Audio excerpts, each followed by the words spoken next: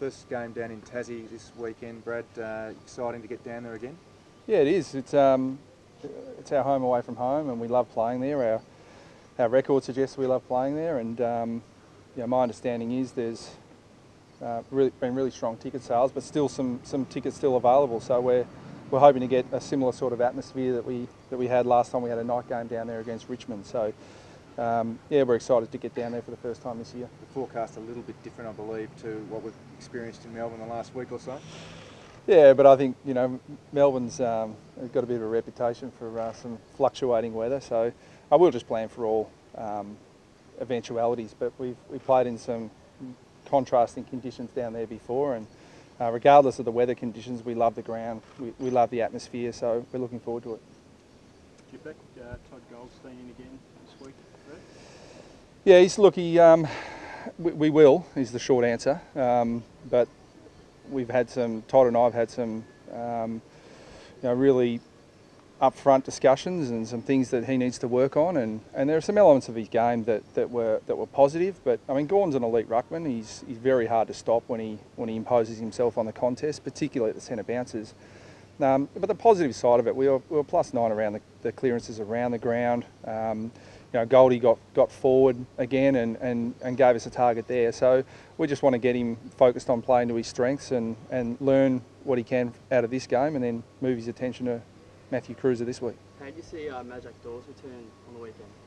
I thought he showed some great signs. I mean, in a game where there are only a few contested marks, he took a large majority of them. So he was really influential, particularly given his inexperience as a key defender. So yeah, I mean, we'll most likely get Robbie Tarrant back. I mean, we're pretty confident there. But Majak played well enough to suggest that we have to think seriously about him retaining his spot. Is that an issue, like playing both of those guys, or is that a no-brainer? No, I don't think so. I think that we've got enough flexibility with our defence to be able to take another key in there, and especially someone who is marking the ball as well as Madge. That's always the way. I mean, if you play a tall forward or back line, if you've got enough pressure on the ball, it can be a real advantage for you. But if you haven't, it can be a weakness. So that's something we'll be looking to do, to bring the pressure around the ball and then bring our key defenders back into the play. Where's Robbie at the minute?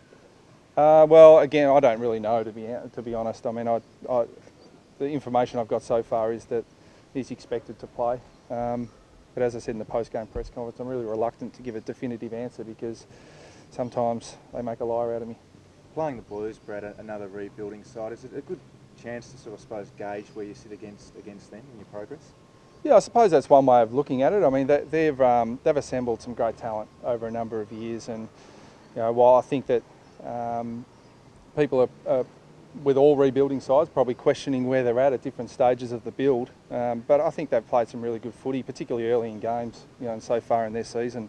Their pre-season JLT game against St Kilda was really impressive at Icon Park as well. So they're a capable side. They've got some really good players and some great up-and-coming players as well. So I think with inexperience comes some fluctuation, and we've just got to make sure that we get a more even contribution from our 22 than we got last week. I suppose most of the pre-season talk was that they were probably a little bit more advanced in their rebuild. Do you take any notice of that sort of talk?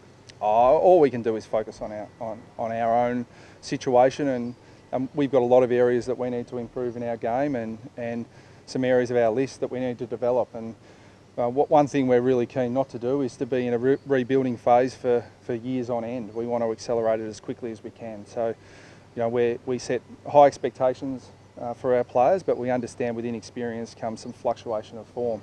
Doesn't mean we accept it, but we want to make sure that we can rectify a loss like we had on the weekend as quick as possible. One of the players part of that build is Luke Davis-Uniacke. Have you seen his start to the season? Yeah, he was fantastic. Good Friday. Probably stiff not to get a Rising Star nomination. Just someone else played a bit better on that week. But he's someone who's going to be a very good player for us. But he's still learning the game. I mean, I love this challenge as coach to develop young players and to keep them improving. But there are some elements of his game at the moment that just isn't quite AFL standard.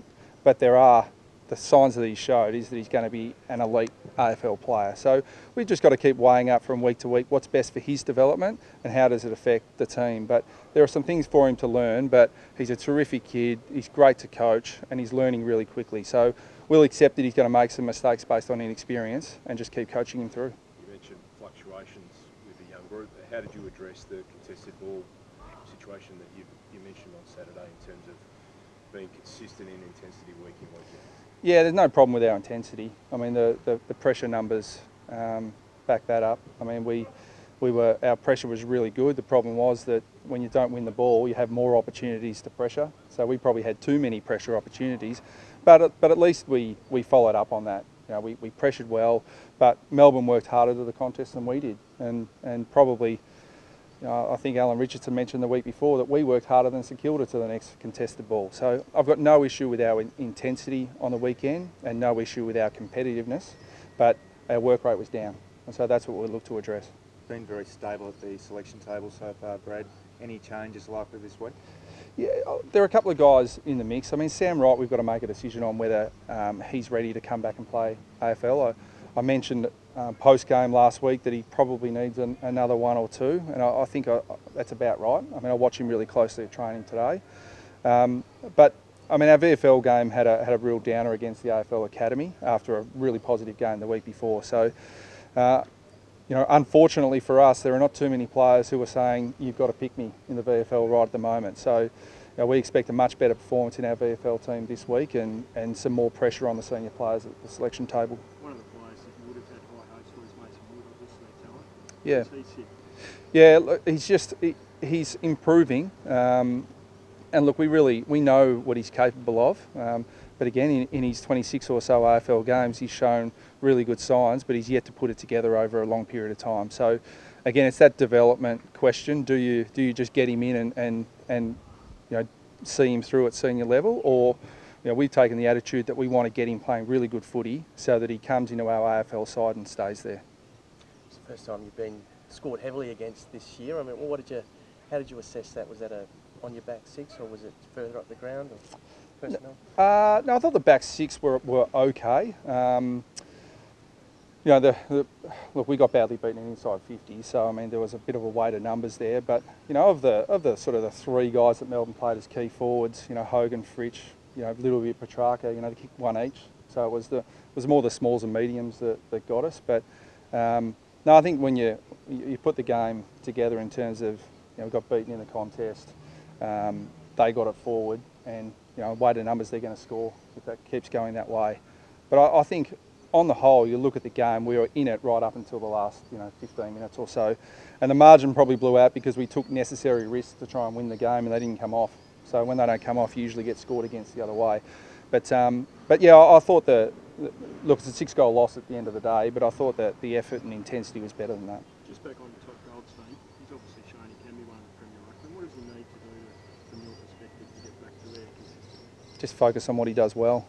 That when he's been at his best, there are all sorts of different ruckmen in the competition. It's you can come up against Aaron Sanderlands, and he rucks against Braden Bruce at training, and he's got to play to his strengths and not get too caught up in his opponent's strengths.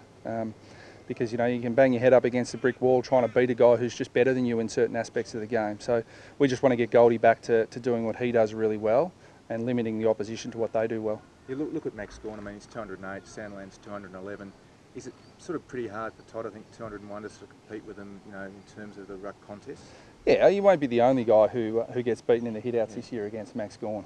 But one of the things I really admire about Max Gawn is that he's all Australian a few years ago, and he's evolved his game even from there. And that's been the message to Goldie, that you can't just say I was once one of the premier ruckmen in the competition and just expect to keep doing the same things, and because the game evolves, everyone changes. Goldie was a bit of a target even from Gawn, I think, many years ago. Gawn was pretty public in saying that Goldie's the best ruckman in the comp. I want to be that. And I thought Goldie really emerged as a player years ago when he actually said, I want to be the dominant big man in the competition. So we've got to get him in that mindset again. Jared Wade, obviously a good start to the year, Brad, but do you look to manage him throughout the year? Are there games that you might rest him? Yeah, I haven't got a crystal ball, but I think a best guess would be that I wouldn't expect Wadey to play every game this year. But right at the moment, early in the season, he's feeling really good, feeling fresh. But as soon as he starts to get a little bit sore, there's no doubt that we'll look at rotating him, provided we've got some guys in the VFL who deserve selection.